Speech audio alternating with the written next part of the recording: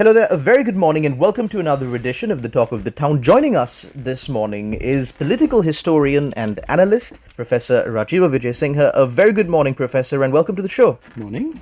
Professor, after an extended leave of absence, you're back on the Talk of the Town. Professor, you're back at a time, of course, when the country is going through much turmoil. You had recently written a piece on the attack by the president on the Supreme Court. I think many other organizations, civil organizations, activists had criticized this move and raised concerns regarding the multiple statements that has been made that could be construed as an attack on the judiciary. What prompted you to write that piece, Professor? What do you think of the situation? Apart from my Facebook posts, I haven't been issuing press releases and so on. And people have asked me about doing all of this. I haven't really circulated a lot of what I wrote.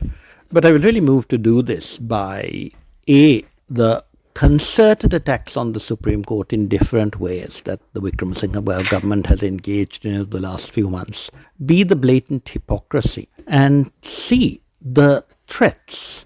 And this reminded me, of course, of the period when I first really got actively involved in politics. The Council for Liberal Democracy, which was set up by people who are members of the UNP, not me, not all of us, but a couple of people, Chanakamatung in particular. The referendum of 82. And then after JR won that referendum, after fraud and intimidation and jailing Vijaya Kumaratunga, who had campaigned effectively against him in the presidential election, he then went completely mad, what the Greeks called hubris, and attacked the Supreme Court judges for some verdicts which they didn't like. Speaking about events that happened in 1983, and that's why history repeats itself. And then when people realized that this was nasty, a man turned up and said, no, it's not the government. I mean, they brought in government buses, old M.H. Mohammed, supplied buses. He was Minister of Transport. The chap turned up and said, no, I'm an ordinary citizen because I want to stop people protesting. It disrupts my life. Echoes of what we're hearing now. What is not being told is the amount of picketing going on all over the country now. Doesn't appear in the press.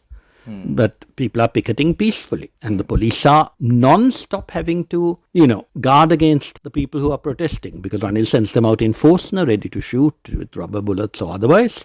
So you have that strange situation. And the man who came and said, I'm an ordinary citizen, the Sun at the time, a very brave newspaper, edited by a man called Rex De Silva, showed that the man had been married recently with Ranil Wickremesinghe as an attesting witness. He was another of the goons. This was back in the day. 82, the days of Ranil's use of people like Gunawala Sunil and all that, all of whom met unfortunate fates. So we're seeing history repeat itself, because we know that, when the Aragalaya was on, people said, no, don't be hard on them. And to give Gotabaya his due, he was a foolish man, but he wasn't a wicked man. There wasn't the determination to kill if necessary and to beat people up and arrest them in advance and so on that has characterized the government since. So there's that intimidation from 83. There's the attempted subversion of the Supreme Court. There's the hypocrisy. Parliament had